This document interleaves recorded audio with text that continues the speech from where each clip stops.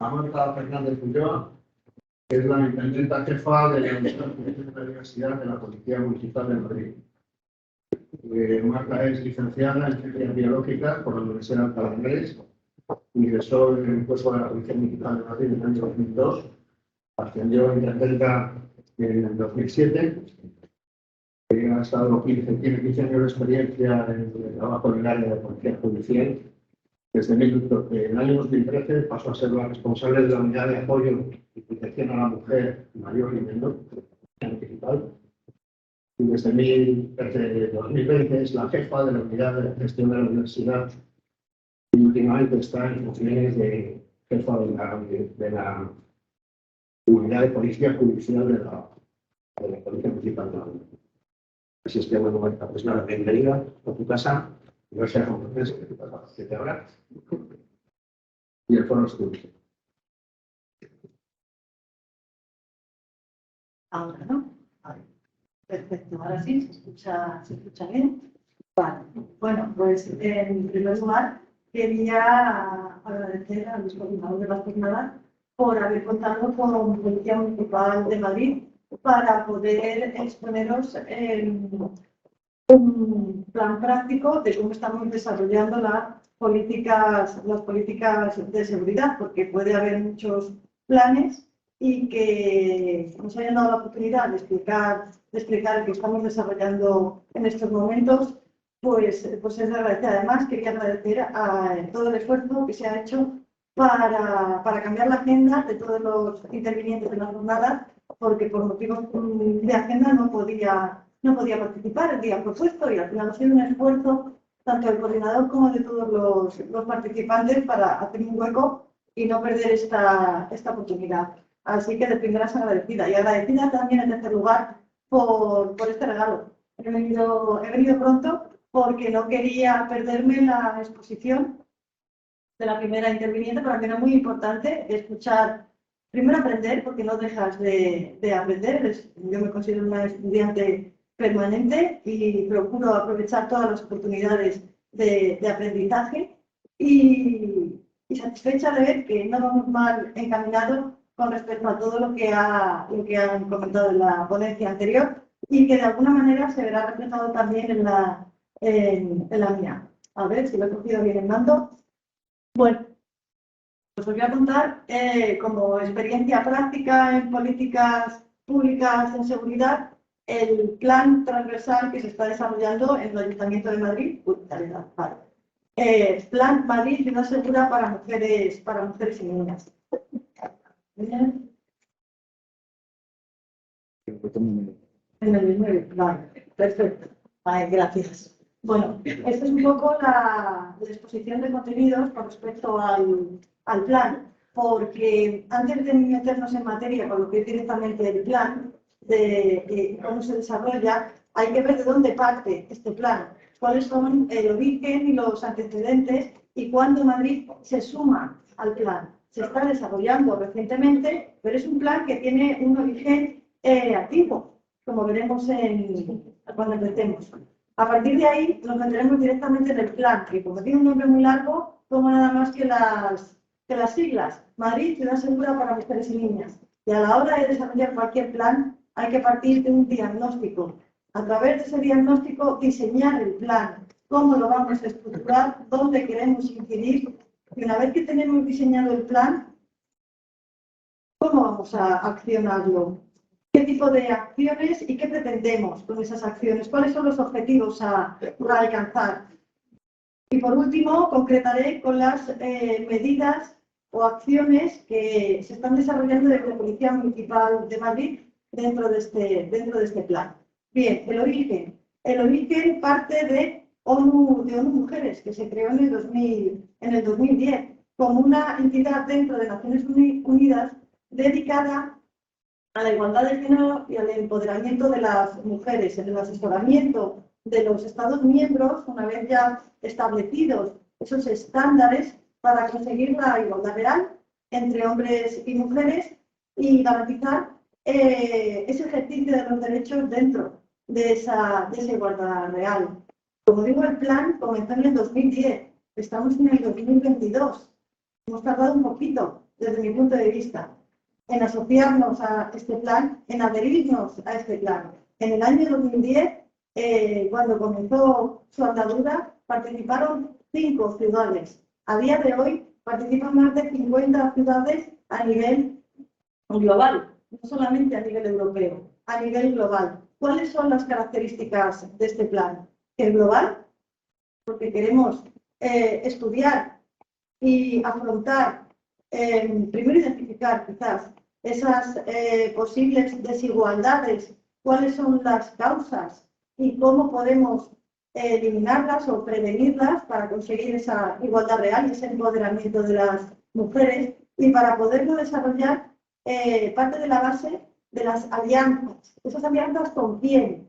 Con las estructuras de gobierno, tanto a nivel nacional como a nivel local, con la sociedad civil, que se ha mencionado muchas veces, y es fundamental la participación de la sociedad civil para poder tener en cuenta lo que se ha comentado en la ponencia anterior en cuanto a que la seguridad está muy vinculada a esa sensación, a esa percepción, a qué problemas se identifican, ya no que identifica la nación o que identifica el gobierno local, sino que identifica las personas que componen la ciudadanía dentro de ese entorno urbano. Por supuesto, con organismos de Naciones Unidas, porque además este proyecto se desarrolló, además de con ONU Mujeres, con ONU Hábitat, y con institutos científicos y universidades que nos van a aportar también ese conocimiento y esa evidencia científica desde la evolución social, desde la sociología, desde la psicología. Otra característica que es muy importante del plan es que es una perspectiva compartida y comparativa. ¿Qué quiere decir? Que la situación de las mujeres no va a ser la misma en función de en qué país lo estamos estudiando e incluso en qué ciudad dentro de ese país, y cómo se han abordado esas situaciones en cada uno de esos entornos es muy enriquecedor, porque genera un intercambio de qué problemas hemos identificado, cómo los hemos abordado, qué resultados hemos obtenido ante problemáticas que pudieran ser similares en distintos entornos del mundo. Distintas soluciones, son todas igual de eficaces, no eficaces, y es lo que hace que los resultados se consigan, comparando e intercambiando ese tipo de experiencias. Y para eso, en un mundo globalizado, fundamental que entidades como ONU Mujeres y organismos nacionales e internacionales participen y promuevan este tipo de planes. Como digo, del 2010 y estamos en el 2022. ¿Cuáles son los objetivos que pretende el plan? Muchos, pero por sintetizar y hacerlo de una forma general: prevenir y responder frente a la violencia contra las mujeres. ¿Cómo vamos a prevenir y cómo vamos a responder frente a esa violencia? Con el segundo objetivo, promoviendo el desarrollo de políticas públicas, de legislación específica, de normas específicas, de programas específicos, de servicios específicos que realmente prevengan, y cuando la prevención no es eficaz y las cosas ocurren, haya una respuesta que sí sea eficaz, que sea percibida como eficaz, porque la prevención es uno de los pilares fundamentales de cualquier política, y que además es transversal a todas ellas, no solamente a la de seguridad. Pero eso no quita que las cosas ocurran, y esa sensación de seguridad y esa percepción mejora cuando las incidencias ocurren, pero la persona que las sufre se siente respaldada, sienta que hay servicios, normas, programas que van a respaldar, que van a rehabilitar, que van a tratar de impedir esa reincidencia en la situación que acaba de vivir. Seguirán ocurriendo incidencias, pero podrá contar con una respuesta. Eso también son políticas públicas. No solamente la prevención y el diseño, sino la respuesta cuando ocurren las cosas porque no se han podido prevenir y porque la prevención no alcanza el 100% de la eliminación. Bien, como otro antecedente, surge en el 2010, hemos dicho, el plan En el 2015, la ONU aprueba la Agenda de Desarrollo Sostenible 2020-2030, la agenda urbana principalmente, que comprende 17 objetivos de desarrollo sostenible globales. Y frente a esos 17 objetivos, cada país, y dentro de cada país, cada ciudad debe adaptar sus políticas públicas para tratar de lograr la máxima consecución de cada uno de esos objetivos, que además están transversalizados unos con otros, interseccionalizados. Dentro de esos 17, ¿qué dos objetivos podrían estar más alineados con el proyecto de la ONU Ciudad Segura para Mujeres y Niñas?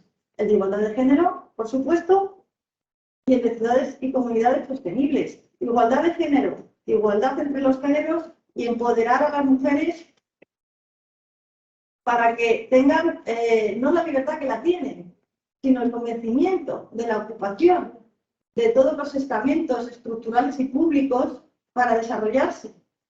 Y además, ciudades y comunidades sostenibles. ¿Y a qué se refiere? A que sean ciudades más inclusivas, ciudades más seguras, y ahí es donde entran las políticas de seguridad, más resilientes, con esa capacidad de afrontar y de sobreponerse a las situaciones que les ha tocado vivir, y sostenibles, ¿verdad? Bien, pues con estos dos objetivos nos vamos a quedar porque forman parte también del diseño del plan que vamos a ver posteriormente. Pero cuando hablamos de mujeres y niñas, y cuando hablamos de empoderamiento, y cuando hablamos de políticas de igualdad, no hemos esperado al 2022 para empezar a implementarlas. Dentro de esas políticas públicas, la igualdad comenzó en la ciudad de Madrid en el año 99, con un primer organismo con competencia específica en el desarrollo de las políticas locales de igualdad, que están transversalizadas con las políticas públicas en seguridad, y se generó un primer área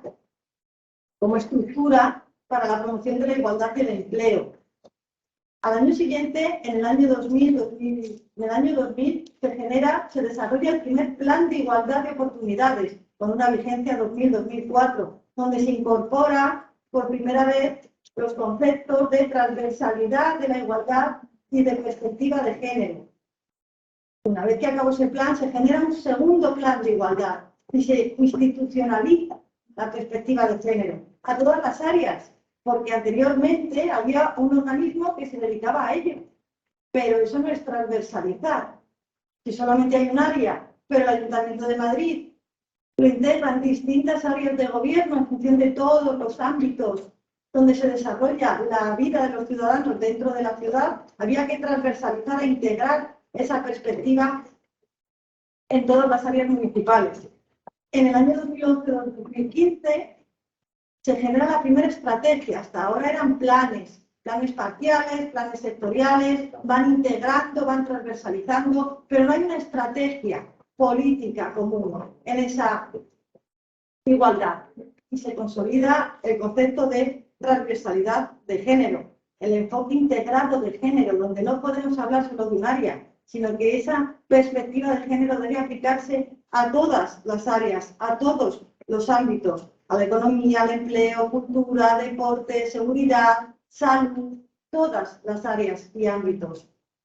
En esa estrategia, y para que esto sea real, para que se materialice esa palabra de transversalidad, se pretende generar una cultura organizacional y además una comunicación a la ciudadanía para eliminar esos sesgos sexistas. Bien, con todos estos antecedentes y en estos años, ¿a dónde se llegó?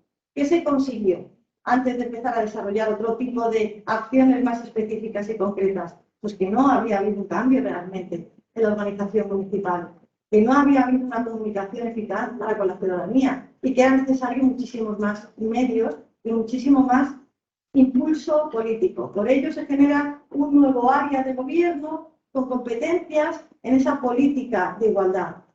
En el año 2017 y un año después, en el 2018, es cuando Madrid se adhiere al plan del año 2010. 8 años después del inicio de ese plan en las mujeres, se adhiere Madrid por fin a esa red de ciudades, y se dice red porque hemos visto antes una de las características de este plan es que es comparativo y de intercambio, por lo tanto nos adherimos a una red a trabajar conjuntamente. Y dicho esto, y visto estos antecedentes, para que todos podamos entender cómo se ha desarrollado y cómo hemos llegado hasta aquí, vamos a hablar de lo que significa y que hemos visto en la ponencia anterior cuando hablamos de Madrid, ciudad segura para mujeres y niñas. Creo que la ponencia anterior lo ha explicado muy bien y ha dado las ideas clave cuando hablamos de seguridad. Y eso para los policías ha sido muy importante, porque la seguridad, ¿qué es? ¿Cómo interpretamos toda la seguridad?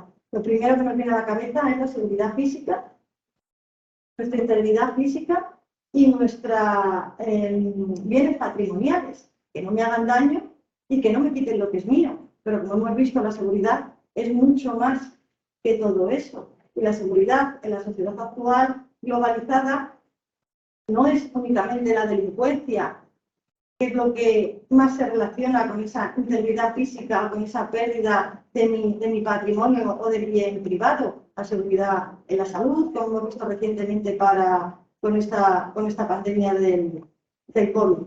Bien. Entonces, ¿de qué estamos hablando? ¿Cómo percibimos la seguridad? Pues una percepción muy individualizada, donde cualquier amenaza o riesgo que yo pueda percibir en el entorno en el que me desarrollo y que además ponga en peligro mi desarrollo como persona. O sea, estamos hablando realmente de seguridad humana. Poner al individuo en el centro a la hora de desarrollar cualquier política o plan en materia de seguridad. Y esta seguridad humana tiene que ser integral, tiene que ser preventiva, tiene que estar contextualizada, porque al final el entorno donde te desarrollas es dinámico y evoluciona. Y si no lo contextualizas, no vas a poder identificar exactamente cuáles son las problemáticas que afectan a las personas que viven en la ciudad. Y cuando hablamos de ciudadanía en general. ¿Qué es la ciudadanía en general? El grupo mayoritario de personas que forman esa ciudadanía en la ciudad, y si nos vamos al grupo mayoritario, ¿en qué pensamos? En ciudadanos de origen o aspecto europeo, probablemente heterosexuales, probablemente de clase económica media, probablemente una edad comprendida entre los 30 y 50 años, con una religión X. Eso es la ciudadanía en general, pero eso es la ciudadanía. Esas son las personas que desarrollan su vida en el entorno urbano de Madrid.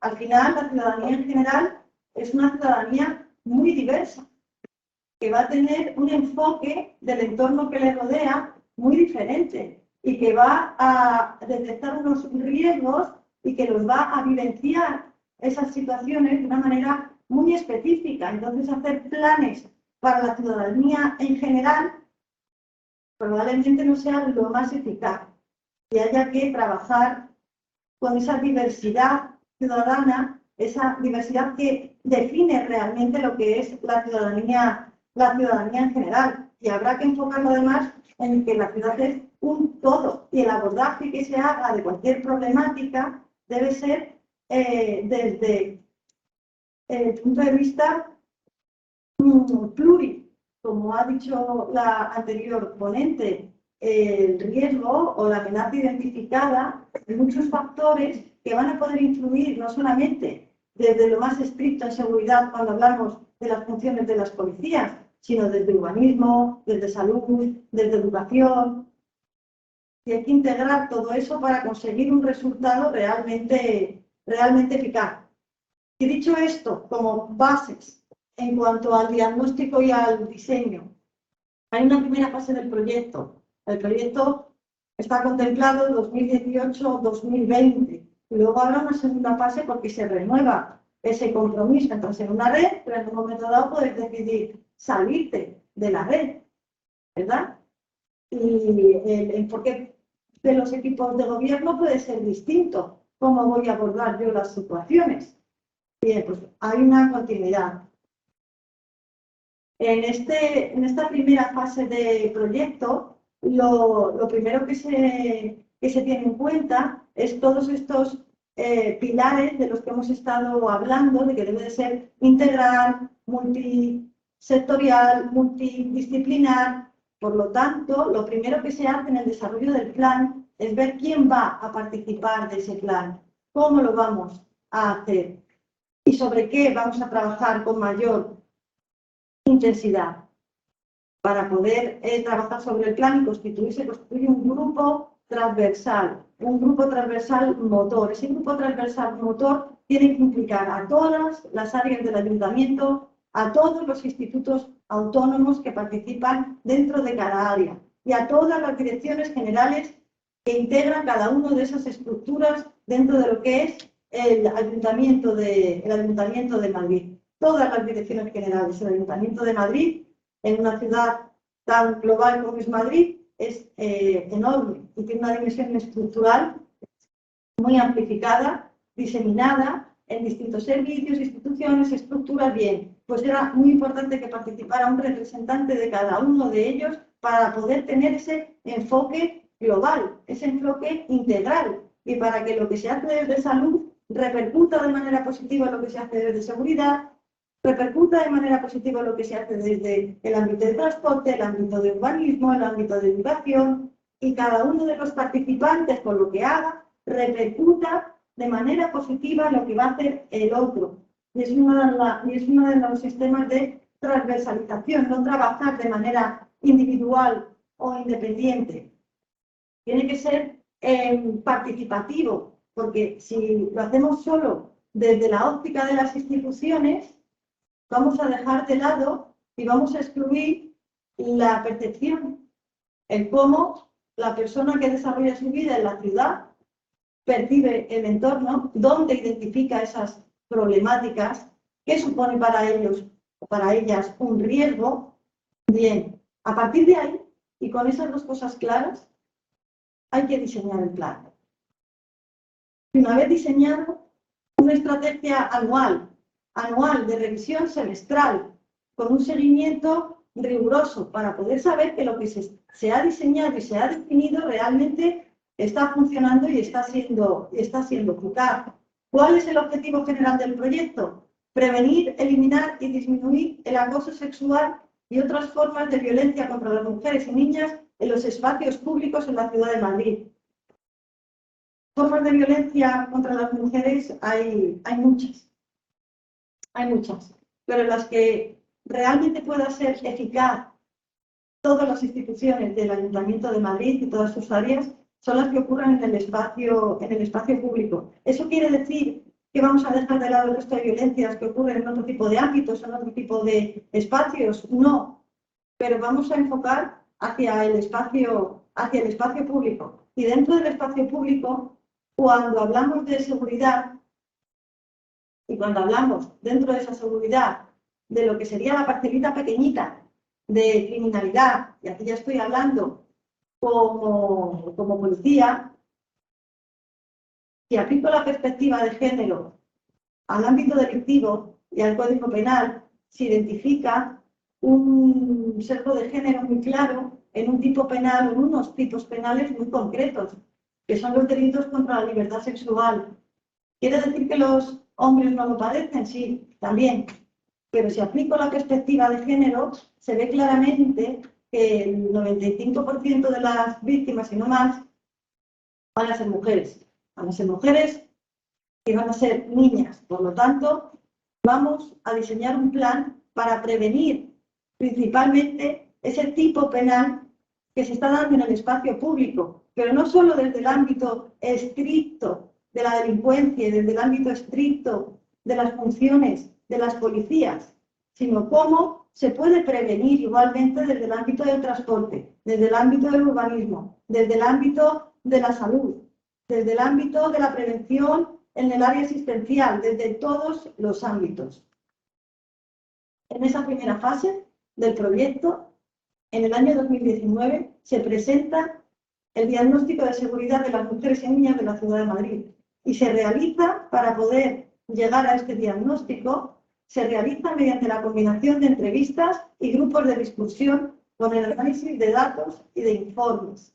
Cuando hablamos de la seguridad de mujeres y niñas, y parte de esto ya se ha visto en la ponencia anterior, hay que contrastar tres cosas: seguridad objetiva, seguridad subjetiva y algo de lo que no se ha hablado, que es la exposición al riesgo.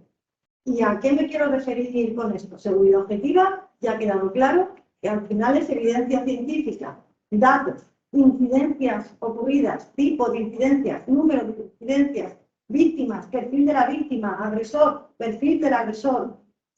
Objetiva. Subjetiva. ¿Cómo percibo el entorno? ¿Haya incidencias o no? Quizá no haya incidencias, pero yo lo percibo inseguro. Percibo una amenaza. Percibo un riesgo. Cuando ya coinciden la seguridad objetiva con la seguridad subjetiva, parece más fácil identificar y actuar. Cuando no coinciden, es más complicado. Pero dentro de que no coincidan, dentro de que quizás en esta zona de la ciudad, en esas entrevistas grupales, no hay una seguridad objetiva, es decir, no hay datos de incidencias policiales y además en las entrevistas no se percibe, hay que incluir la variable exposición al riesgo. ¿Y qué quiero decir con esto? Que si yo percibo un entorno concreto como peligroso, como de riesgo, no me expongo, no salgo al espacio público, no lo utilizo, me quedo protegida en el entorno que yo considero seguro. Claro, si no salgo al entorno, si no lo uso, tampoco va a haber incidencias desde el punto de vista objetivo. ¿Hay una percepción subjetiva? Sí. ¿Hay incidencias objetivas? No. ¿Es solo subjetivo? No, quizá no. Quizá cuando se empiecen a ocupar determinados espacios públicos podamos ver realmente si son seguros o son inseguros. Es decir, que a la hora de diagnosticar teníamos un problema en la interpretación de los datos con respecto a lo que significa la exposición al riesgo. Cada persona decide el riesgo que asume y cómo se expone. Si voy a salir de noche, si no voy a salir, a qué hora voy a llegar, si salgo sola, si salgo acompañada. Bien, además, la diferencia en esa percepción de la seguridad entre lo que es el hogar y lo que es la calle. Y la paradoja que se da en estos ámbitos. Porque todo el mundo percibe, y sobre todo las mujeres y niñas, como el hogar, como la zona más segura frente a cualquier otro ámbito. El hogar es la zona más segura. Luego estará la calle y dentro de la calle las distintas dimensiones en las que las podemos establecer. Sin embargo, y por eso he puesto esta tabla, si veis las incidencias objetivas, esta seguridad objetiva, en cuanto a delitos contra la libertad sexual entre los años 2014 y 2017, solo en mujeres, como podéis ver, más del 50% de la estadística de la comisión de estos delitos se da en pisos y en viviendas. Y por debajo, además, se da también en discotecas y bares, se da en Portal de la Finca, pero sobre todo piso y vivienda, sobre todo Portal de la Finca, que sigue siendo muy próximo a lo que es el hogar, a lo que se supone que es la zona más segura o que se percibe más segura por todas las mujeres y niñas, o por la gran mayoría de ellas. Y luego, el terror sexual. Cuando yo tomo la decisión si me expongo o no me expongo, cuando yo percibo el riesgo y la amenaza, el terror sexual se ha definido como esas situaciones que afectan de una manera más generalizada a la percepción de las mujeres. Cuando andas por la calle, cualquier persona puede tener sensación de inseguridad de que la roben en un momento dado. Pero cuando aplicamos la perspectiva de género, y son situaciones que da por algún ejemplo gráfico, las mujeres además tienen un miedo que no comparten con los hombres o que no se da en los hombres, y es el terror sexual. Es que yo voy andando por la noche, hay poca gente y alguien camina detrás de mí y no estoy pensando en que me pueda robar o en que me pueda golpear, estoy pensando en lo que puede hacerme desde un punto de vista de la libertad sexual. Cuando yo camino por la calle, esa situación que viven las mujeres de hostilidad y que en ocasiones combaten cambiando su itinerario o cruzándose de acera o subiendo el volumen de los cascos que llevo puestos para aislarme y no oír, escuchar, porque me intimida, es hostil, es violento de alguna manera, en ese mal llamado piropo o ese comentario que me van a hacer. Ese terror sexual de las mujeres no es compartido por los hombres. Hay una perspectiva, un sesgo de género en el uso del espacio público y en los riesgos y amenazas que se perciben en el uso del espacio público. En el diagnóstico y diseño, como podéis ver en esa diapositiva, y que no va a dar tiempo a poder ver uno por uno, porque el plan, si el diagnóstico comprende más de 80 páginas, os recomiendo a todos que hagáis una lectura. Está todo publicado en madrid.es, simplemente poniendo en el buscador, os va a salir el diagnóstico y os va a salir posteriormente el diseño del plan. Y en este diseño del plan, en estos parámetros de estudio y a la ocupación del espacio público por parte de las mujeres y niñas, todos estaremos de acuerdo en que Madrid es una ciudad libre y que no hay prohibiciones expresas para que las mujeres puedan ir o no ir a unas zonas o no zonas. Es una decisión que toman en cuanto a si paseo por aquí o paseo por allí, pero en cuanto se percibe como un riesgo y no me voy a exponer a ese riesgo, genera una limitación. Genera una limitación también, además, a la socialización, porque la seguridad es clave en la socialización de mujeres y varones. Y el uso del espacio y la libertad de movimiento se ven muy condicionados por esa socialización y por esa percepción que yo tengo como mujer o como niña del riesgo del entorno y qué riesgo soy capaz de asumir y a qué me voy a exponer o a qué no me voy a exponer. Y todo esto también muy aderezado o reforzado por años y años también de socialización en cuanto a estereotipos y culturas de salir por la noche, si salgo sola, si salgo acompañada, vestir de esta manera, no vestir. Todo eso influye a la hora del uso del espacio público y de la situación de riesgo que voy en un momento dado a exponerme o no exponerme. Bien, para poder llegar a ese diagnóstico hemos dicho que se iban a hacer a través de talleres y de entrevistas grupales para recoger esa percepción, que todo esto que os estoy contando es la percepción recogida de la dinámica del diseño y diagnóstico del plan, donde han participado a través de talleres, a través de grupos de discusión, a través de entrevistas, no solamente el grupo motor, por la mirada cada uno desde su ámbito y cómo se recoge esa percepción en los distintos ámbitos: salud, empleo, transporte, urbanismo, seguridad, deporte, cultura, absolutamente todos, ¿vale? Sino además también a través de los espacios de igualdad, a través de las asociaciones feministas y a través del Consejo de las Mujeres de Madrid, en los talleres. Grupos de discusión con todo tipo de mujeres, caracterizadas por distintas naturalezas, porque si hablábamos antes, la ciudadanía en general no existe. Es una ciudadanía diversa, compuesta por muchos grupos, y dentro de las mujeres también muy diversas, con unas naturalezas muy específicas: mujeres migrantes, chicas jóvenes, adolescentes, jóvenes pero ya adultas, mujeres mayores. Cómo les afecta además ya no solamente el ámbito urbano, sino el espacio virtual, los medios de comunicación, la difusión de las noticias. Acordaros este verano con la sumisión química y los pinchazos y la alarma, no alarma, riesgo, no riesgo, real, no real, que hubo. Por lo tanto, el medio de comunicación, el medio virtual a través de las redes nos afecta también en las decisiones. Y entrevistas con distintas instituciones y organizaciones a la hora de poder hacer un diagnóstico que recogiera realmente lo que hay en la ciudad, más allá del punto de vista de las instituciones y a veces ese sesgo profesional que tienes de ver las cosas solo desde ese ámbito. El resultado de las encuestas a todos estos grupos que se pudo extraer, que había una preocupación que era el top number one, el número uno, que eran las agresiones sexuales y la respuesta pública que se daba a esas agresiones sexuales.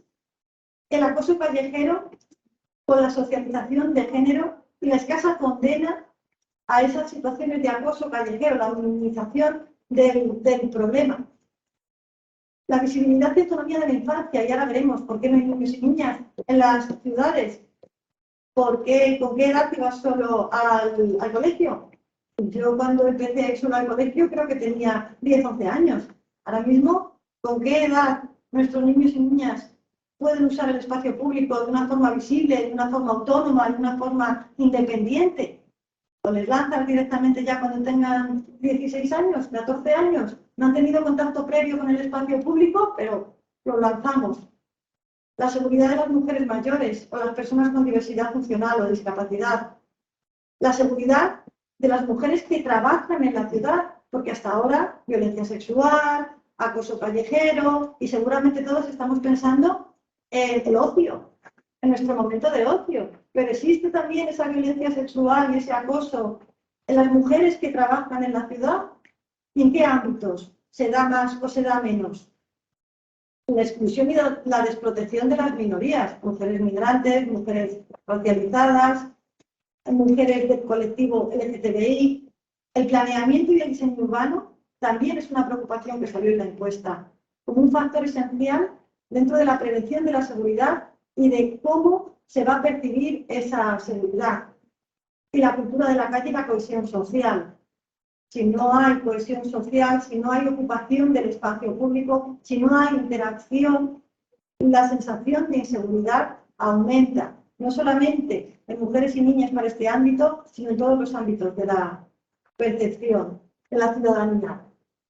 Bien, en el diagnóstico, ¿qué se diagnosticó para poder trabajar sobre ello con medidas concretas? La percepción de la inseguridad.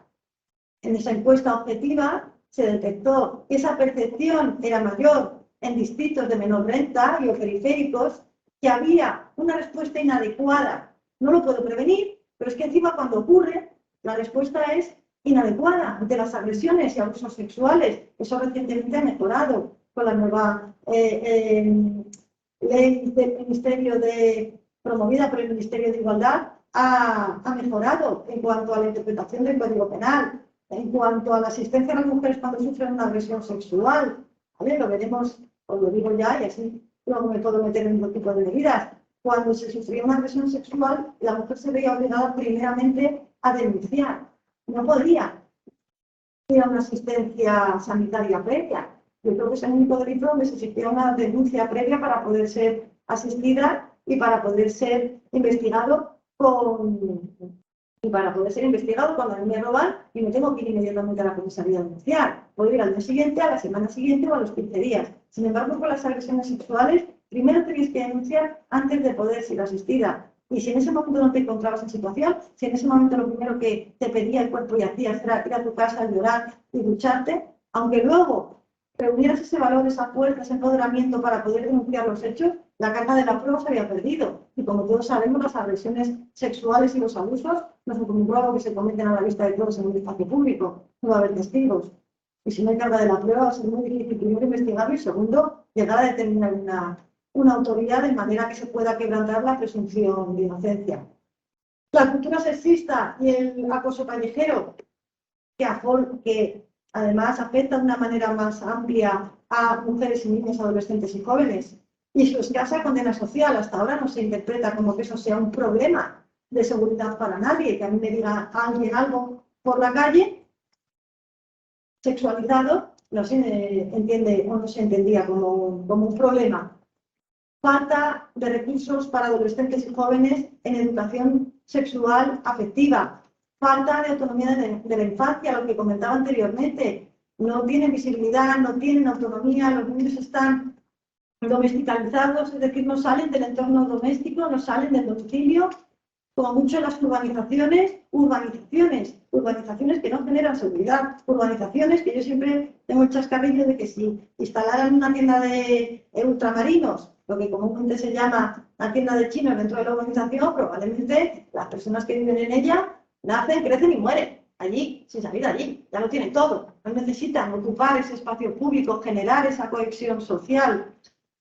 El aislamiento de las mujeres mayores. ¿Por qué se aíslan las mujeres mayores? La pérdida de las redes vecinales, la pérdida del pequeño comercio, la lejanía de los equipamientos que necesitan utilizar, la inadecuación del espacio público, ya que son muy bancos, más problemas de seguridad. ¿Qué pasa con las mujeres trabajadoras que trabajan en Madrid? ¿Hay realmente esta inseguridad? Los desplazamientos, sí. ¿Dónde se percibe como tal, por lo menos? Mujeres que trabajan en polígonos, en zonas alejadas o extremadamente residenciales. Las mujeres gitanas, inmigrantes, racializadas. Las mujeres en contextos de prostitución. La inadecuación de los recursos existentes para las mujeres sin hogar, para las mujeres que pertenecen al colectivo LGTBI, que también sufren homofobia, o mujeres trans. La falta de una política explícita en materia de seguridad y género en el planteamiento del diseño urbano, que rompe con toda la cohesión social, que mantiene espacios que se detectan inseguros porque quizás sea un descampado que no está vallado y tengo que atravesarlo para llegar a mi casa, quizás tenga poca luminosidad, quizás no haya un tejido social, porque desde luego un espacio urbano donde está ocupado por la ciudadanía, que ocupa esa calle, donde hay un tejido social y comercial activo, se percibe siempre como más seguro, donde no hay elementos que me eviten que me resten visibilidad al entorno. ¿Cuántas veces nos hemos movido o cogemos el transporte, sobre todo cuando hablamos de metro? ¿Qué hacemos? Nos abrimos en la curva.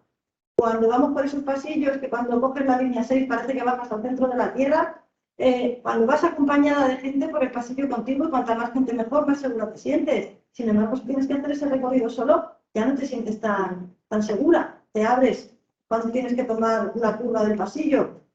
Eso es una protección, pero ¿protección por qué? Porque te sientes cómodo. ¿Y qué es lo que causa esa sensación de inseguridad? Y la importancia del transporte público, que era lo que estábamos hablando, no solamente en su estructura, sino también en su diseño. ¿Se conocen las necesidades de los usuarios? ¿Son las mismas necesidades si aplicamos la perspectiva de género en cuanto a los hombres o a las mujeres? Sabéis que en otras ciudades dentro de España ha habido acciones dentro de las políticas de seguridad para no tener que verte sometida a la parada establecida y en determinadas horas poder indicarle al conductor del autobús que pare en otro punto distinto más cercano a tu domicilio, que espere y mire por el retrovisor para verte llegar realmente a donde tú quieres llegar.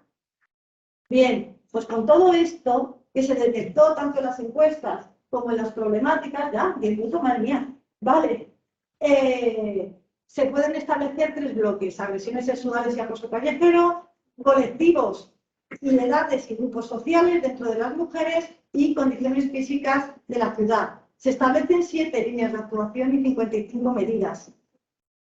Y cada línea de actuación, además, va a tener un objetivo en concreto.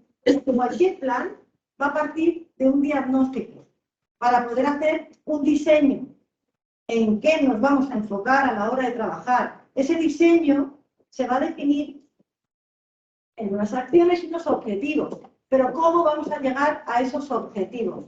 Lo que hay que diseñar al final son medidas concretas, pero medidas que puedas evidenciar que realizas. Es decir, cada medida debe llevar un margen temporal de cumplimiento y un indicador cuantificable para poder saber si estás llegando al objetivo o no estás llegando al objetivo. Bien, dentro de todos los objetivos, ¿cuáles son las medidas?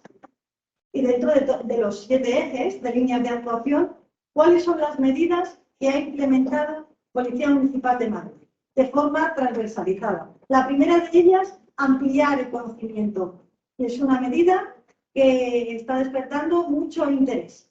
¿En qué consiste el ampliar el conocimiento? Desde la parte objetiva, vamos a analizar las incidencias en materia de delitos contra la libertad sexual en todo su espectro y tratar de identificar si realmente hay zonas, desde el punto de vista objetivo, sabiendo la paradoja de la exposición al riesgo, que quizás si no las hay, no sea porque no sean insegura, sino porque la mujer ha decidido que no se expone a sufrir ese riesgo.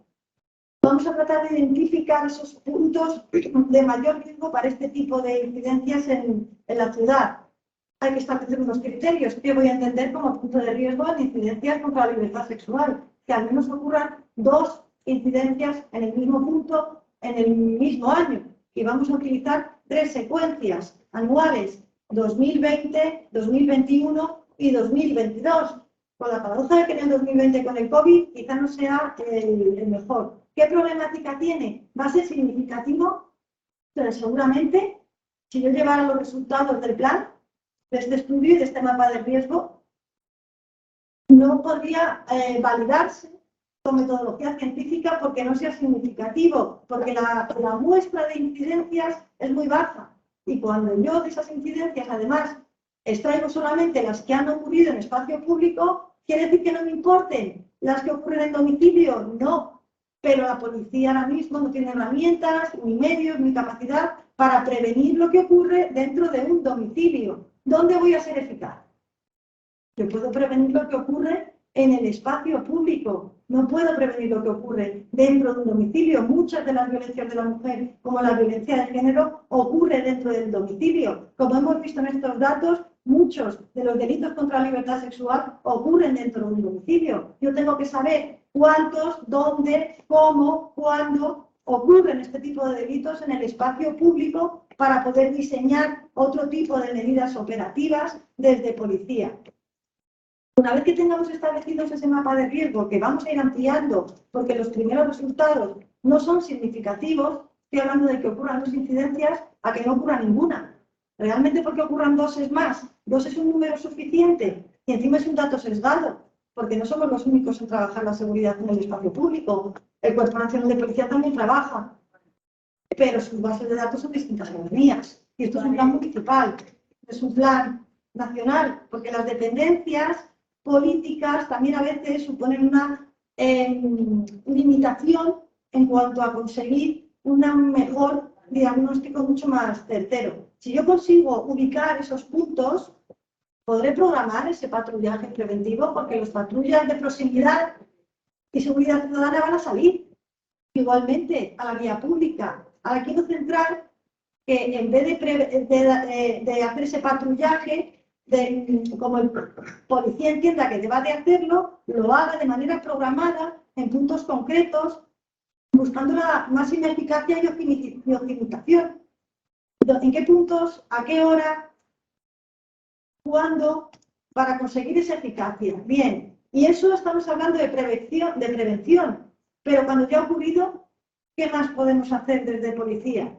Podemos mejorar los recursos, podemos garantizar la seguridad de todas las víctimas que han conseguido una medida judicial, podemos velar por ellas, podemos acompañarlas en ese proceso, podemos además promover esa formación, esa prevención desde el ámbito educativo. Policía puede formar a los menores para que identifiquen de una forma más clara lo que es el acoso, lo que es el abuso sexual. Podemos intervenir en esa mediación de conflictos, como decía la ponente anterior. Sí, claro que podemos, y lo incluimos dentro de este plan. ¿verdad? Y además, agentes mediadores, y además vamos a reducir esa sensación cuando no conseguimos prevenir las incidencias en esos recursos. Y vamos a ampliar un poco también el paradigma, la mirada a la justicia restaurativa, a que esa víctima quede restaurada. Hay muchas veces que las víctimas no denuncian. La intervención en emergencia por parte de la policía se va a producir cuando hay una incidencia, pero en este tipo de delitos que son semipúblicos, si la víctima no denuncia, no se va a investigar. Pero el que no se vaya a investigar porque ya no esté preparada para denunciar, o que quizá no quiera denunciar por muchas cuestiones, quiere decir que no puede ser rehabilitada, que no puede ser apoyada, que no puede participar de esa justicia restaurativa que nada tiene que ver con el proceso penal. Pues es otra mirada que hay que ampliar y que hay que introducir dentro de las funciones en la policía municipal, con esa alianza con otro tipo de asociaciones para conseguirlo. Y esto, pues no sé si me he cumplido los 20 minutos, sería todo lo que os quería contar de cómo desde un proyecto global se aplica en las políticas públicas con un enfoque en seguridad, pero desde el punto de vista integral y multidisciplinar para conseguir ser más objetivos, o sea, más eficaces, y cómo todos los ámbitos al final se interrelacionan dentro de la seguridad. Si solo trabajáramos desde la óptica policial, no conseguiríamos mejorar la seguridad de la ciudad y la seguridad de las personas. Eso es todo. Muchas gracias.